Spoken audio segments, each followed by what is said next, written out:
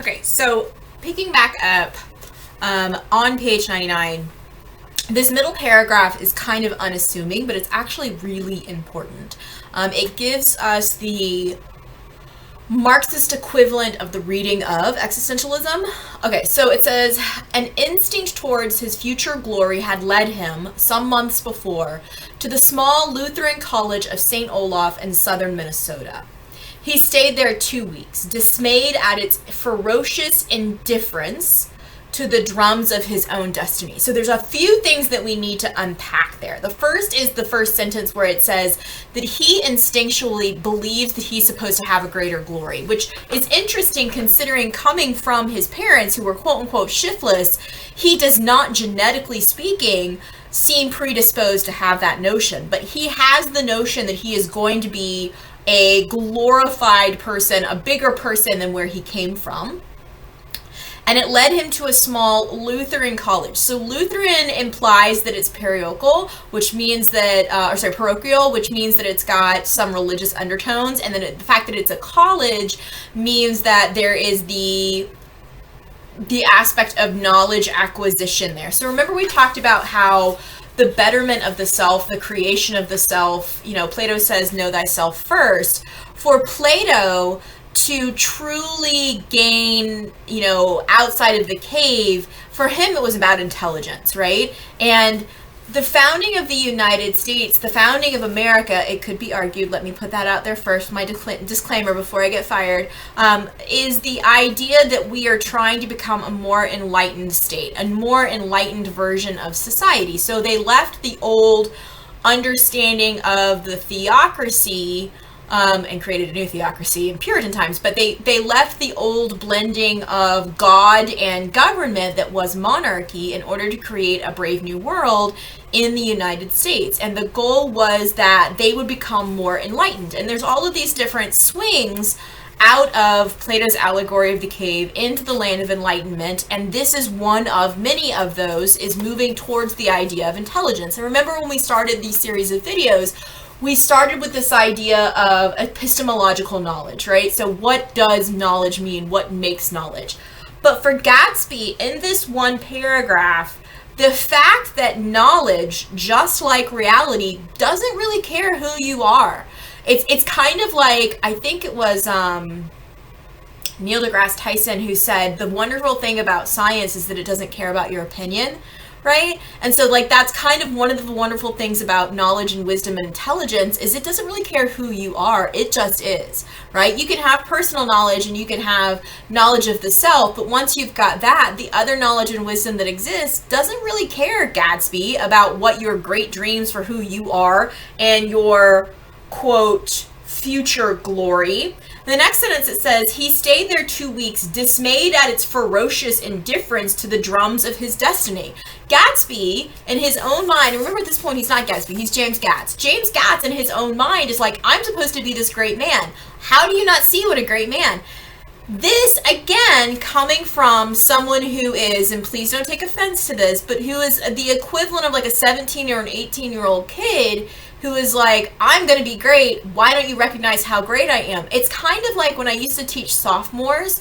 I would teach 10th graders, and I had 10th graders who've had 1 year of high school experience come in and be like, I know everything. Clearly, as, a 10th grade student who's 15 years old, like, I got this. You got nothing that you can teach me. And it's like, oh, sweet Padawan, like, you have no idea, right? And so that's kind of where Gatz is right now. But Gatz also represents the American identity, because here's the thing that you may not know. Americans, by their very nature, other countries often see us in one of two ways, depending. They either see us as eternally optimistic and they find that wonderful and endearing and they love that about us, or they find us extremely arrogant. And the reason that both of those interpretations exist is that they're kind of opposite sides of the same coin. If you are optimistic and you feel like you can lead other people, you have to have a little hint of arrogance. If you think that you're right, then you're going to be optimistic and say, hey, here's a problem, but you know what? Here's how we fix it. Here's my idea to fix it, right? And these other people are going to listen to me because my idea is a good idea. And there's a little bit of arrogance in there, okay? In fact, we had good enough ideas that we were like, we're going to leave this other country behind where there's serfdom and, you know, there are people who are buying their salvation through the church. And we're going to go make our own company, or our own country. We're going to go make our own country and our own laws and our own thing. We're going to do our own thing, right? So there is an aspect of that.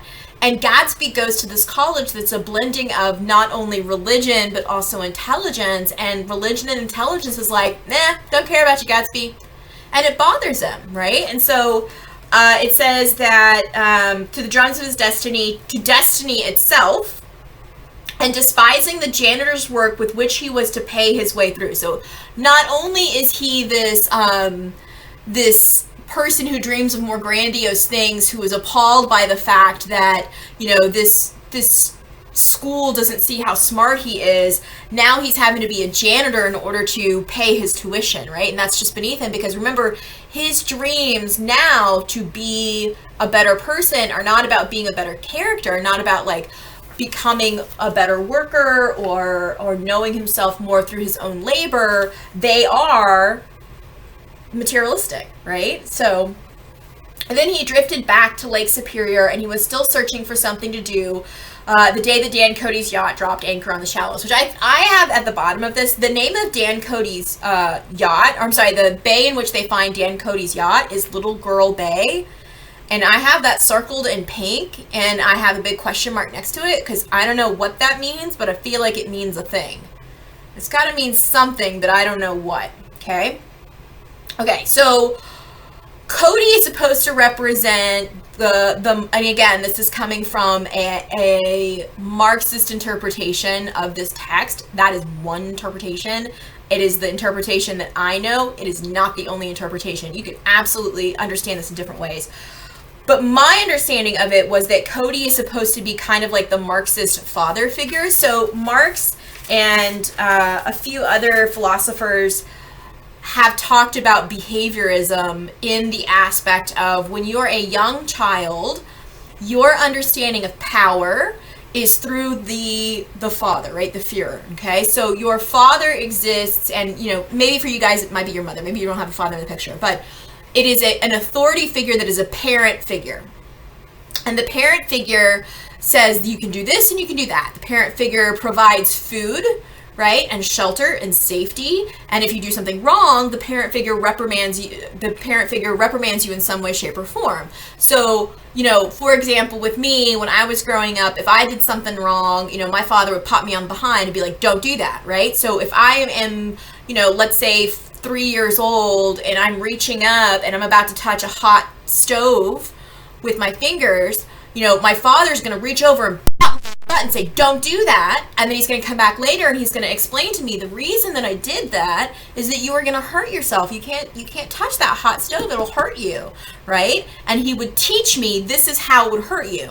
Well, Marx takes that same understanding and says once we leave the home, once we go out into the world, we actually seek that same safety. We seek someone who will give us food and shelter and safety, and who will teach us right from wrong, and will have that power. But instead of having it be a parent figure, because now we're out in society, we actually seek it from the government, okay? And again, you are more than welcome to disagree with that. In fact, you should. You should absolutely, if you hear this and you're like, Kohanna, that's way oversimplification, please argue against it. That is essential for your understanding of text, is for you disagree with what I'm saying, because it's my interpretation and you should have your own interpretation. So that being said, Dan Cody comes along and kind of teaches James Gatz, this is how you function in this world of materialism, because Gatz didn't have it. And when Gatsby introduces himself to Dan Cody, he doesn't say his name is James Gatz. He says J. Gatsby, because this is the new Gatsby. This is the new person that he's going to be, right? So Cody basically clothes him and gives him a job on the boat and Gatsby is kind of like whatever he's supposed to be. Like, if Cody needs a secretary, that's what Gatsby is for. If Cody needs him to be a skipper on the boat, on the yacht, then that's what Jay Gatsby's going to be. There's this brief interlude, and this is where I can't say that I disagree with Fitzgerald, because he knows his own book, and like, who am I to disagree with Fitzgerald? But from a feminist perspective, the whole thing with Dan Cody and the woman who kind of takes him for a ride and then like sort of leaves him, you know, heartbroken, and then like uses her own lawyers to take away Gatsby's whatever inheritance that he was supposed to get from Dan Cody. I find that problematic as a feminist critique, because I think that could have been done a little bit more artfully. But it's neither here nor there how I think, because I didn't write the book. So basically, once again, we are introduced to this woman who is materialistic and who takes over the money aspect of Dan Cody and basically runs him dry, right? But the main thing that you need to know about Cody is that at the top of page 101, it's sort of like the bottom of page 100, but the top of page 101, it says that it was from Cody that he inherited money, a legacy of $25,000. He didn't get it. So Gatsby didn't actually get the inheritance that Cody left him, right? He didn't get money passed down. He never understood the legal device that was used against him, but remained of the millions went intact to Ella. So Ella, as in to allocate. Get it? Allocate. Ella. She's supposed to be the allocation of money. I know, it's not his best work, but just go with it. So Ella left him with a singularly appropriate education. So he was educated. Remember, he left college to get this type of education. So he was educated, but he was educated in how to navigate this world of money and people with money, and how to interact with them, and how to dress like them, and how to talk like them, and how to be like them. So then we get down to the middle of 101, and it says, "I'm delighted to see you," said Gatsby, standing on his porch. "I'm delighted that you dropped in," and then as though they cared. So basically, Tom and his like buddy, his like friend, and some lady, which we assume as readers Tom is probably having some relationships with, show up on Gatsby's door, and they're like, "Hey, what you doing?" You know, and so we are starting to understand that maybe the rumor of Daisy and Gatsby has gotten around. And so we find out that Tom wasn't really aware that Daisy was kind of seeing Gatsby. And so Tom is like, "Oh, you know him. Oh, okay." And so now Tom is becoming possessive, right? So now Tom is going to step in, and he's going to, you know, have his cake and eat it too. Sorry to diminish Daisy and make her into an object that is consumable by men. Oh, that just made me icky. I feel icky now. But it is what it is, right? Okay, so then on page 102, Gatsby is basically... Gatsby is trying to test Tom a little bit. So it says, middle of page 102, "Tom turned to me. 'You live near here, Nick?' 'Next door.' 'That's so.' Mr. Sloane didn't enter into the conversation." Sloane is Gatsby's friend. Or, I'm sorry, is Tom's friend. "Sloane didn't enter the conversation, but lounged back haughtily in the chair. The woman said nothing either, until unexpectedly, after 2 highballs, she became cordial." So Mrs. Sloane, I guess, invites Gatsby over, and Gatsby takes them up on it. But Tom points out the fact that Gatsby doesn't understand that they don't actually want him to come over for dinner, that she only made that invitation because she felt like she was obligated to. And so he says,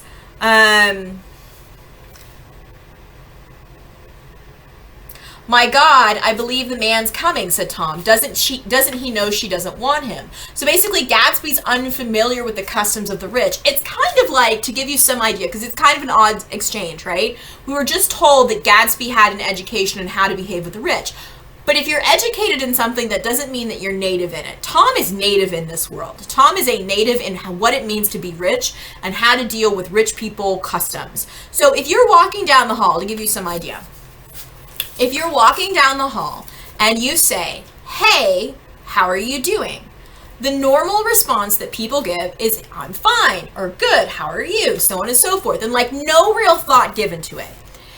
I taught a kid whose second language was English, and he told me that he got very frustrated when he first started learning English, because when he would walk down the hall and people would greet him, they'd say, hey, how are you doing? And he would reply, how am I doing what? How am I walking? How am I going to class? Like, what is the process that you are curious about, that you are asking me about in the hallway? Like, it is so imperative, and he was Russian. It was so imperative that you stop me in the hallway when I'm very clearly on my way to do something, that you felt the need to ask me this question, how am I doing what? Like, this is obviously an important process. And then it would further happen, and he did not understand why all of these people were asking this question. And so he asked me, and I kind of explained, I was like, oh, well, it's kind of part of small talk. Like, it's something that we do. We don't really expect you to explain how you're doing. And so he again had a bit of a problem with this interlude, because people would ask him, like, how are you doing? And he would stop and have long conversations with these people and be like, well, I'm not feeling so great, or like, it's going really well, I'm really excited about this new thing. Like 2-minute conversations where people are like, I gotta go, right? And he's like, well, then why did you ask me? So he came again, and he was like, I'm telling them how I'm doing, like, I'm explaining my feelings at the time, and so on and so forth. And I was like, no, dude, listen, they don't want you to actually respond. And he became extremely frustrated, and I didn't put 2 and 2 together until I actually taught with this amazing Russian teacher named Yelena at Northview, and she explained to me that for the most part, Russians don't do small talk. Like, that's not really a thing. Culturally speaking, Russians don't, like, they don't sit around and say things like, wow, crazy weather, huh? Or, how you doing? It's like not a thing. And so I think part of his frustration was a language barrier, and part of his frustration was a cultural barrier. And that's kind of what happens here, is that Gatsby's not a native. He's learning this as his second language, and Tom is kind of astounded that Gatsby's supposed to be seen on the same power level as him. And clearly they're not on the same level, because Tom grew up in this world of money, right? And Gatsby didn't, okay? Okay, so moving on to page 104, at the very bottom of the first paragraph on page 104, it says, and this is an important one, so I actually have a couple of notes on this one. It says, it is invariably saddening to look through new eyes at things upon which you have expended your own powers of judgment.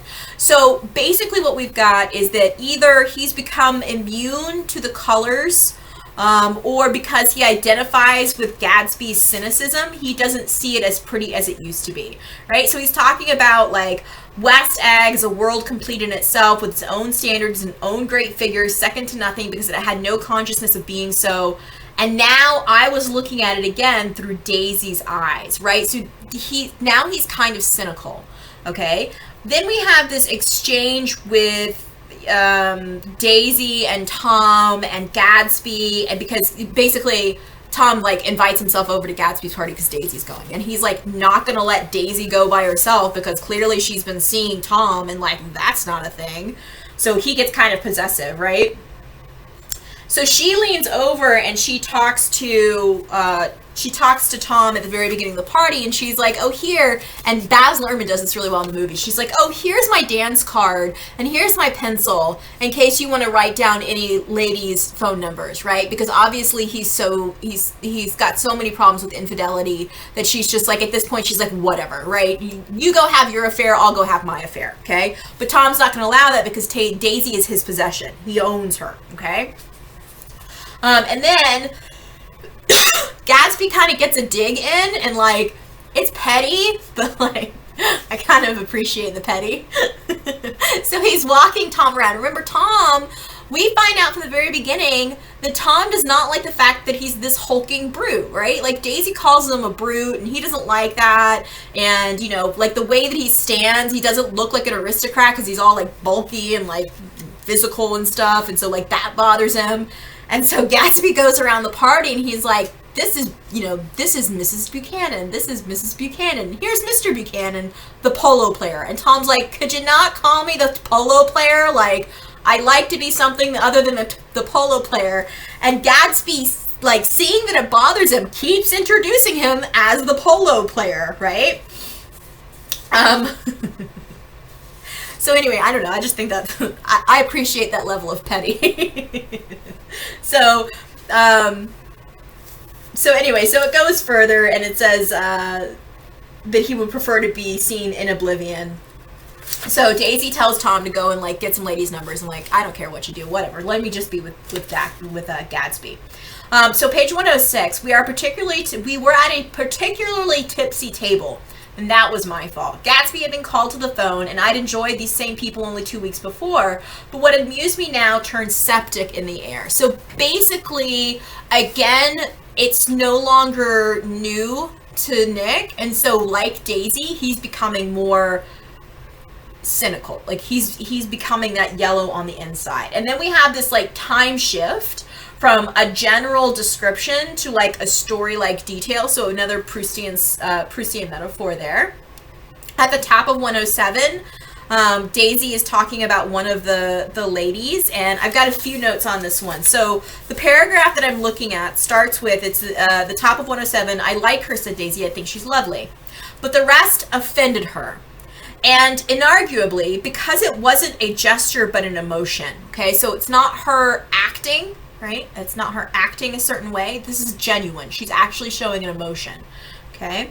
She was appalled by West Egg, this unprecedented place that Broadway had begotten upon Long Island fishing village. So remember, West Egg is new money. So West Egg is nouveau riche.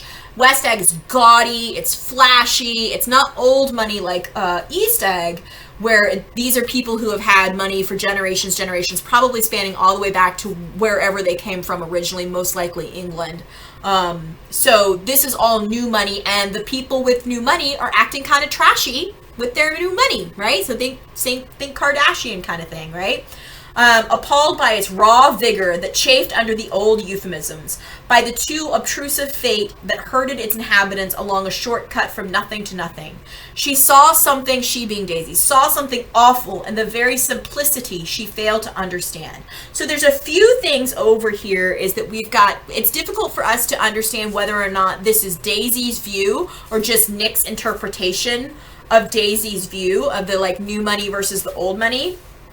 So Daisy's presence or her viewpoint basically reminded Nick that he's become used to West Egg, right? So he has become sort of naturalized into this West Egg environment, and he sees new money, right? And it's kind of like fate. So it goes from nothing to something. But then the West Eggers seem to know that the money and enjoying the money is actually a part of why you have the money. So for East Eggers, and it's one of the reasons that Daisy doesn't show emotion. For Daisy's identity to actually exist, she does a series of gestures. She has a way that she speaks. Her voice is very trilling, and her gestures are very framed. And so she acts a certain way, and she projects a certain self because she wants to keep herself in that West Egg understanding. Just like there are customs for people who have a lot of money.